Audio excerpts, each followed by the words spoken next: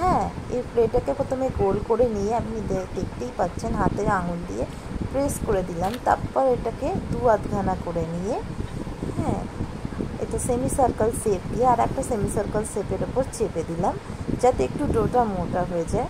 আস্তে আস্তে এবার তরমুজের শেপটাকে আমরা বানিয়ে নেব। আমি তরমুজের শেপটা, আমার কাছে ছুরি ছিল না, তাই আমি এইটার সিজার দিয়েই করার চেষ্টা করছি। এবার দুটো পার্টস আলাদা করে নিচ্ছি যাতে আমি দুটো কালার করে দিতে পারি। আমি এখানে কালার করব, প্রথমে ভালো করে শেপটা করে নিচ্ছি যাতে তরমুজের শেপটা ঠিকঠাক আসে। এবার আমি সবুজ রং করে নেব। এইভাবে পুরো কালারটা আমি চারিদিকে করে নেব যাতে সবুজটা রংটা চারিদিকে পরিষ্কারভাবে একটা বর্ডার তৈরি করা যায়। তারপর আমি সবুজটা যখন একটু শুকিয়ে যাবে, আমি তার মধ্যে একটু লাল রং নেব, নিয়ে এটাকে করার চেষ্টা করব। আমার রংটা ঠিকমতো এবার করা হয়ে গেছে। এবার আমি আস্তে আস্তে এই রংটাকে রেখে দেবো যাতে এটা শুকিয়ে যায়। হ্যাঁ, এবার এইরকমভাবেই করে নেওয়ার পর আমি এবার একটা নতুন, এটাকে সাইডে রেখে দিয়ে নতুন সবজি করব। তার জন্য আমি আর একটা ক্লের আর একটা অংশ নিয়ে নিয়েছি। এবার আমি বানাবো বেগুন, মানে ব্রিঞ্জল। হ্যাঁ, অনেক থেকে এগ প্লান্টও বলে থাকে। আমি এবার ওপরের ব্রিঞ্জলের যে স্টিকটা থাকে সেটা বানাবার জন্য সরু সরু করে তার স্টিকগুলোকে একটা একটা করে অংশে লাগাবার চেষ্টা করব।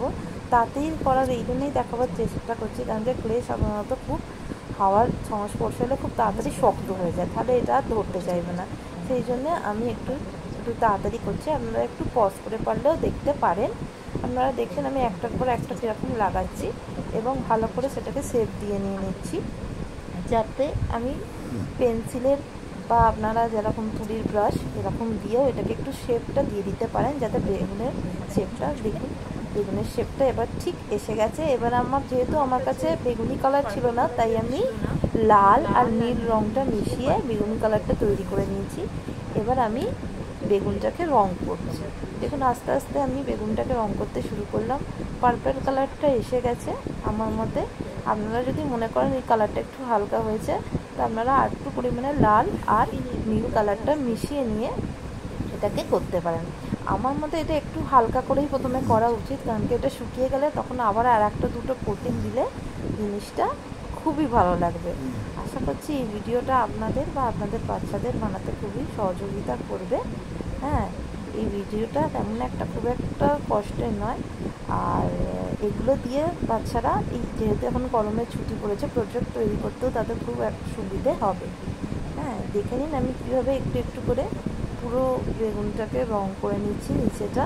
আর একটুখানি তার সঙ্গে আপনারা পারলে একটুখানি হাওয়া পাকার তলায় থাকবেন, তাহলে এটা কী হবে, কালারটা তাড়াতাড়ি শুকবে এবং চারিদিকে লেগে যাবে না। এবং সেদিকে একটু খেয়াল রাখবেন। আমার হাতে একটু লেগে যাচ্ছিলো, অসুবিধে হচ্ছিলো, আমি এই জন্য একটুখানি রেখে দিয়ে কালারটা করছিলাম যাতে কালারটা পুরোপুরি মেসি না হয়ে যায় বা চারিদিকে ছড়িয়ে না পড়ে।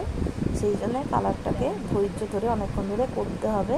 আর দেখবেন যেন এমনভাবে কালারটা করেন এ পোর্শনের কালারটা যেন স্টিকের সাথে না লেগে যায়। আমি এটা আলাদা একটা ছোট প্লেট ছিল, সেই নর্মাল প্লেটে কালারটা ইউজ করেছি। আপনারা, আমি তো রঙ্গোলির কালার ইউজ করেছি, আপনারা পারলে যে কোনো ওয়াটার কালার ইউজ করতে পারেন, ঠিক আছে। কিন্তু রঙ্গোলির কালারটা আমার মনে হয় এটা খুব ভালো হয়। আমি এবার এর স্টিকটা কালার করছি, গ্রিন কালার দিয়েছি। আমি লাইট গ্রিনটা এই কারণে নিয়েছি যাতে ডিপ গ্রিনটা দিয়ে আমি একটু হাইলাইট করতে পারি।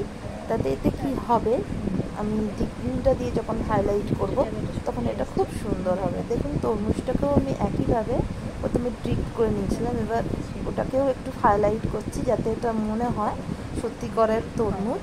এবার আস্তে আস্তে আমি এটাকে একই রকমভাবে হাইলাইট করে নেব। আশা করছি আপনাদের ভিডিওটা বুঝতে খুব একটা অসুবিধা হবে না।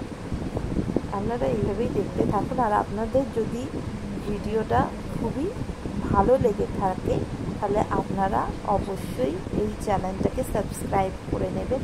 এটা হচ্ছে আমার ইউটিউব চ্যানেল স্বাতি দাস 1266 আছে, আর এটা আমার ফেসবুকেও আমি শেয়ার করছি। তো যারা আমার ফেসবুক ফ্রেন্ড আছে তাদের কাছে রিকোয়েস্ট আছে আপনারা প্লিজ ইউটিউবে গিয়ে এটাকে ফলো করে নেবেন। হ্যাঁ, এবার এবার আমার যেহেতু দেখুন লাল কালারটা বলেছিলাম শুকিয়ে গেলে আমি আর একবার কোটিং দেবো, তাই আমি আর একবার এটাকে ডবল কোটিং দিয়ে দিচ্ছি যাতে জিনিসটার কালারটা আর একটু ডিপ লাগে। এইভাবে আপনারাও করে নিতে পারবেন। আমার এটা করতে মিনিমাম 1 ঘন্টা সময় লেগেছে, যেহেতু ছেলের স্কুলের প্রজেক্ট ছিল আর এতে নাম্বার আছে, তাই আমি একটু ভালোভাবেই করেছিলাম যাতে কালারটা ভালোভাবে হতে পারে। আপাতত দেখুন এটা একটু রেডি হয়ে গেছে, এটা শুকিয়ে গেছে। তারপর আমি আবার একটু এটা ডিপ সবুজ নেবো এবং বেগুনটাকে আবার হাইলাইট করব যাতে এটা বেগুনটার সৌন্দর্যটাকে আলো তুলে ধরে। একটু আস্তে আস্তে আমি এরকম বেগুনের এটাকে করছি, ডিজাইন দিয়ে দিচ্ছি যাতে এর হাইলাইটটা একটু ভালো লাগে। আপনারাও এরকমভাবে চাইলে ডিজাইনটা অতি সহজেই বানিয়ে নিতে পারেন। এখনও আমার তরমুজের দানা তৈরি করা হয়নি, এবার আমি কালো বটলিং দিয়ে তরমুজের দানাটা তৈরি করে ফিনিশিং দেওয়ার চেষ্টা করলাম এবং একটু বর্ডার লাইন করে দিলাম যাতে তরমুজটা দেখতে আরও সুন্দর লাগে। আশা করছি আপনাদের সকলের এই ভিডিওটা পছন্দ হবে। Thank you. বাকিটা আপনারা দেখতে থাকুন।